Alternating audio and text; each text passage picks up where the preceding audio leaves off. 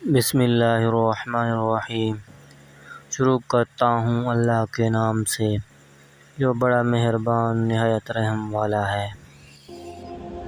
شہزادی کو اچانک صفائی پسندی کا خبط ہو گیا۔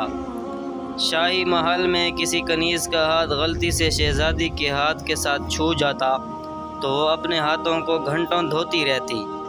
کھانے پینے کے صاف برتن شہزادی اپنے سامنے دوبارہ صاف پانی سے دھلواتی تھی۔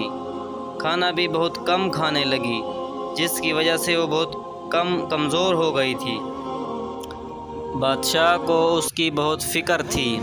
اس نے شاہی حکیموں سے شہزادی کا بہت علاج کرایا مگر کوئی حکیم بھی شہزادی کا مرض نہ سمجھ سکا۔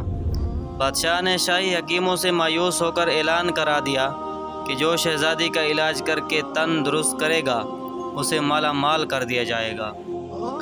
کئی حکیم آئے مگر وہ شہزادی کے علاج میں کامیاب نہ ہو سکے۔ ایک دن ایک بوڑھا حکیم دربار میں حاضر ہوا اور اس نے شہزادی کے علاج کی خواہش ظاہر کی۔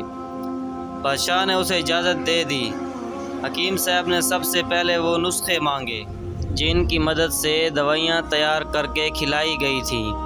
وہ نسخے دیکھنے کے بعد حکیم صاحب نے شہزادی کے شاہی محل میں معمولات کے بارے میں تفصیل سے پوچھا اور انہیں ایک کاغذ پر درج کر لیا۔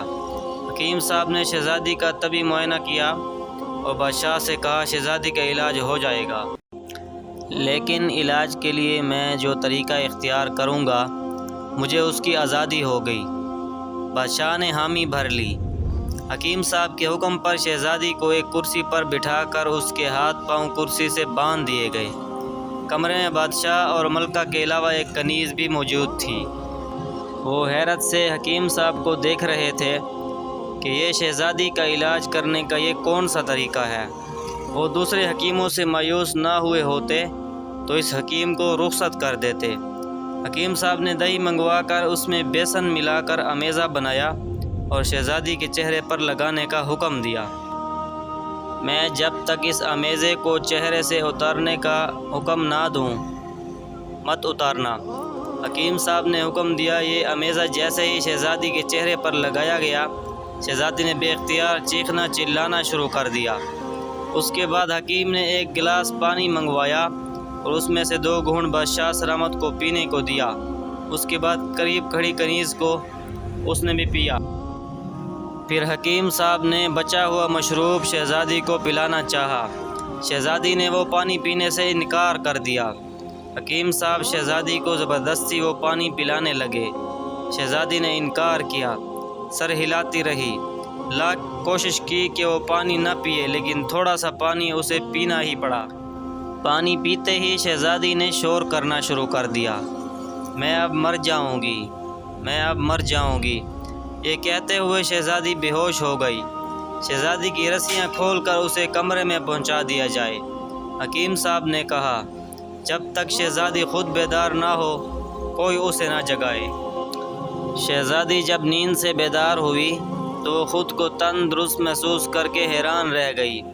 اب حکیم صاحب روزانہ شہزادی کو مختلف دوائیں کھلاتے تاکہ اس کی طاقت بحال ہو جائے۔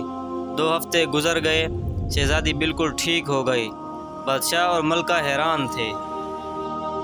بادشاہ کے پوچھنے پر حکیم صاحب نے بتایا شہزادی صاحبہ کوئی جسمانی بیماری نہیں تھی۔ شہزادی کے ذہن میں یہ بات بیٹھ گئی تھی کہ ذرا سی بے احتیاطی سے وہ بیمار ہو جائیں گی، اس لیے یہ صفائی کا بھرپور خیال رکھتی تھی۔ حد یہ کہ کسی سہیلی یا کنیز کا ہاتھ لگنے پر شہزادی صاحبہ خوفزدہ ہو جاتی اور گھنٹوں اپنے ہاتھ دھوتی کہ ہاتھ پر جو گندگی لگ گئی ہے اسے صاف کرنا ہے ورنہ یہ چیز انہیں مار بھی سکتی ہے۔ نفاست پسندی کے سبب یہ ذہنی الجھن کا شکار ہو گئی تھی۔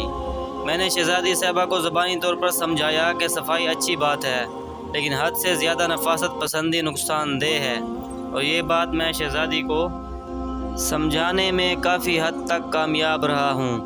میں نے شہزادی صاحبہ کو ایسی دوا بھی دی جس سے انہیں تیز بھوک لگے گی اور وہ کھانا کھانے پر مجبور ہو جائیں گی۔